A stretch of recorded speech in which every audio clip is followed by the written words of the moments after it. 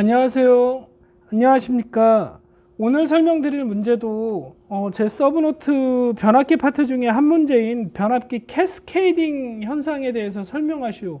또 다른 말로는 변압기 붕괴 현상에 대해서 설명하시오. 또 이렇게 기출이나 출제되고는 하는데요. 이것도 단독으로 출제되는 것보다는 다른 변압기 문제와 이렇게 붙여서 나오는 문제입니다. 이것도 자주 출제되는 문제이기 때문에 반드시 정리하고 암기하셔야 합니다.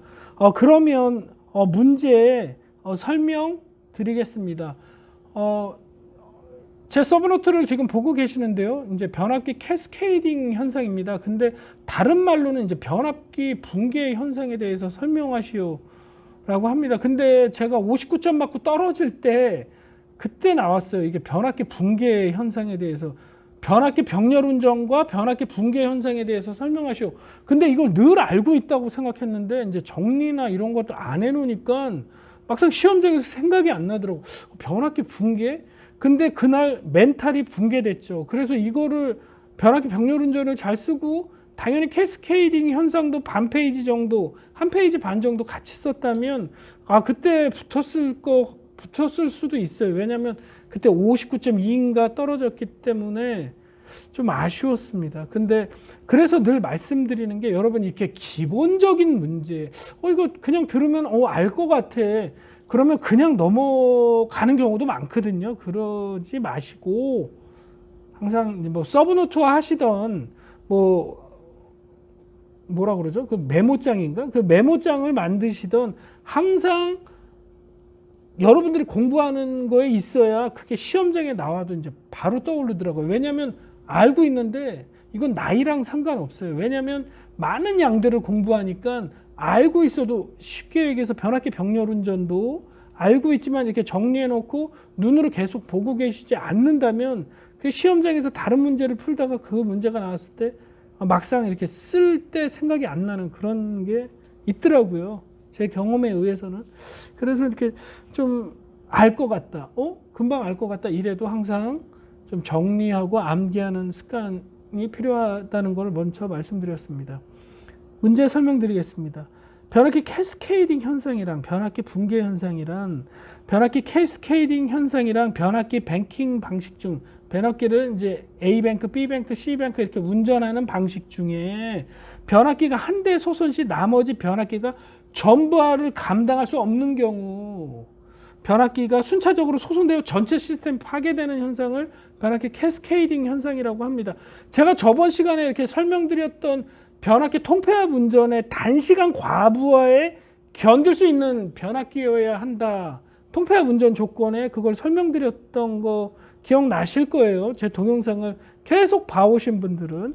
근데 이제 그거랑은 좀 다른 이론입니다. 이거는 그냥 캐스케이딩 이 자체의 이론으로 받아들이셔야 돼요.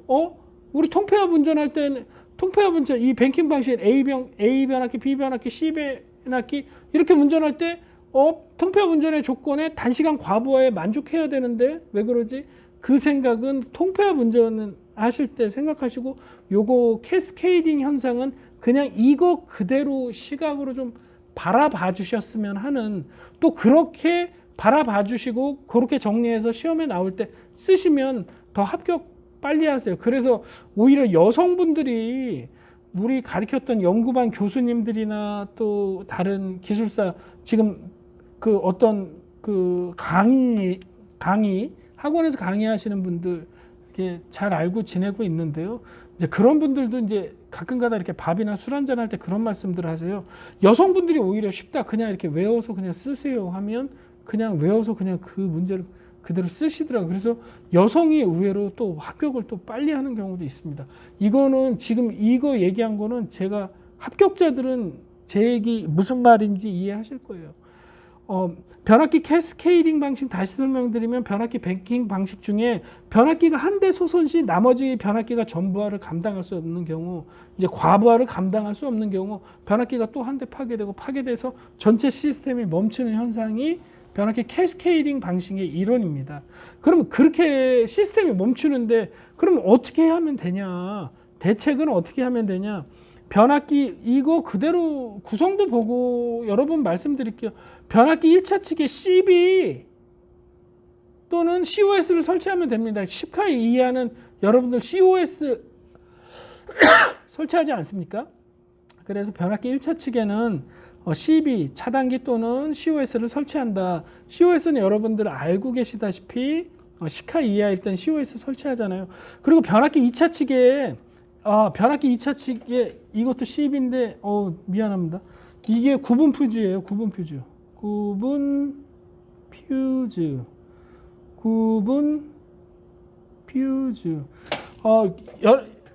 여기 구분 퓨즈를 설치하는 겁니다. 이거는 캐스케이딩 현상 이론에만 좀 이렇게 받아들였으면 합니다. 개요에서 말씀드렸듯이 변압기 2차 측에 구분 퓨즈를 설치하는 겁니다.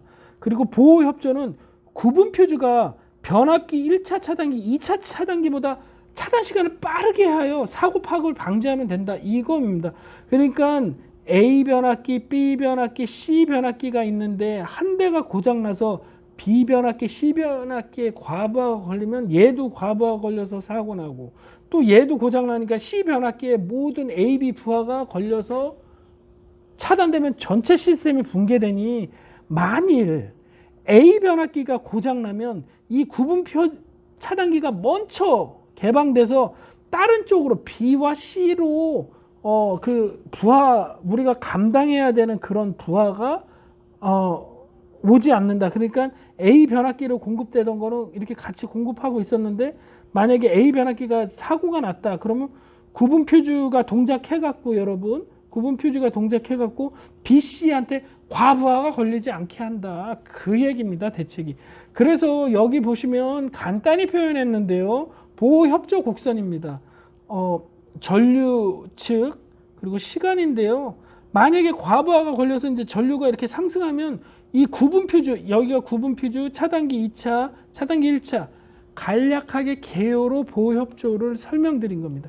그래서 전류가 순간적으로 증가하면 구분 퓨즈가 먼저 동작해서 차단되고 2차의 CB 2차 차단기 변압기 2차 측 차단기 1차 CB 또는 COS겠죠. 제일 마지막에 차단되라.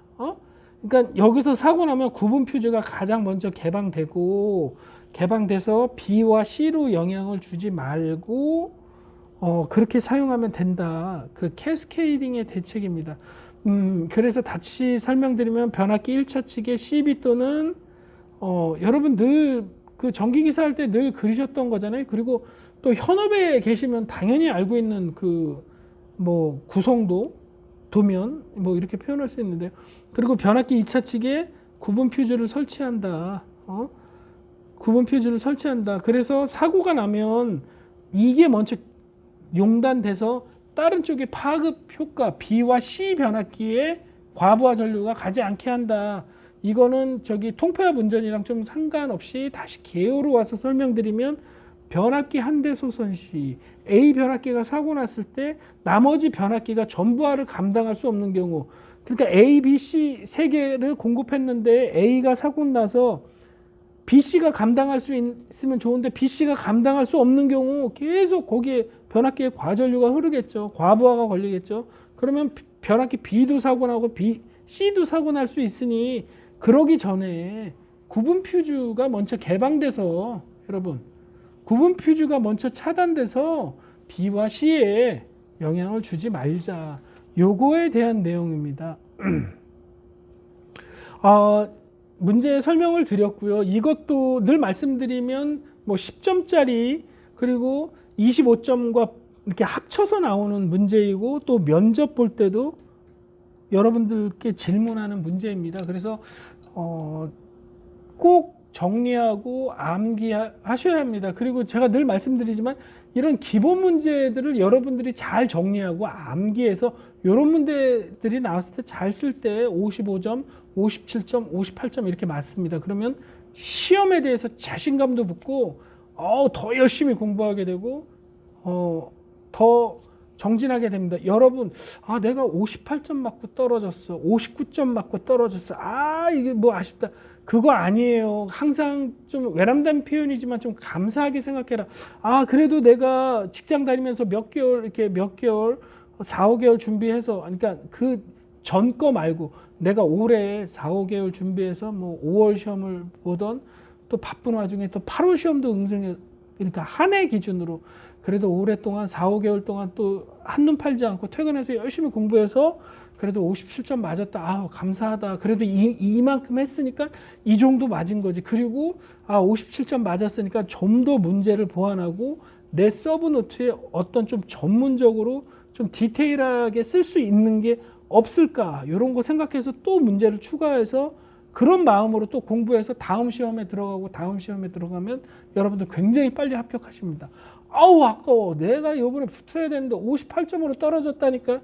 친구들, 같이 공부하는 동료들 자꾸 전화기 붙들고 떠들어봤자 여러분들 그렇게 하면 1년 안에 합격 못합니다. 늘 공부할 때 아쉬워.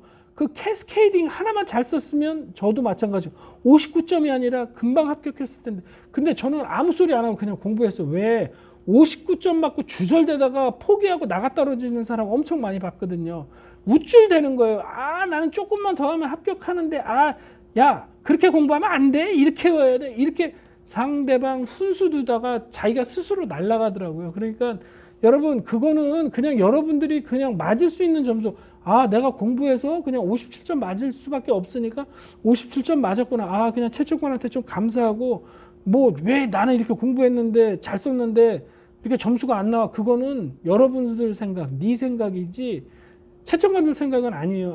왜 54점을 줬냐? 그럼 내가 뭐가 부족했지? 조금 더 1, 2점 업데이트 할 수 있는 게 뭐가 있을까? 내 서브나 내 내용에 좀 전문성을 좀 더 실겠다. 이런 마음으로 좀 정진하시면 굉장히 빨리 합격하실 수 있을 거라 믿습니다. 믿습니다. 그래서 뭐 그렇다고 해서 종교적으로 그런 거는 아니니까 뭐 좀 다른 얘기인데, 이메일로 뭐 종교가 뭐예요? 이렇게 물어보시는 분도 있어서 저는 좀 약간 이해가 안 되는 경우도 좀 많이 있습니다. 제가 늘 마지막으로 말씀드리는 멘트인데요. 제가 뭐 틀린 부분이나 이런 게 있다면 제가 이메일이나 블로그 주소를 유튜브에 항상 올려드립니다. 그래서 이제 보내주시면 이제 저도 알고 뭐 시공, 설계, 감리에 모두 좀 반영이 될 수 있고요. 꼭 캐스케이딩 현상이 우리가 현장에 쓴다 이런 개념이 아니라요. 그냥 그런 의미로 좀 받아들였으면 좋겠고, 제가 이 공부에서 발표해서 설명드린 이런 동영상 강의가 누군가에게 조금 도움이 되신다면 정말 저로서도 굉장히 기쁜 일일 거라 생각합니다. 오늘도 늘 말씀드리지만 좋은 하루 되시고요. 항상 응원합니다. 꼭 합격하실 거라 믿고요. 항상 응원합니다. 화이팅하고 끝까지 동영상 시청해 주셔서 정말 감사드립니다. 이상입니다.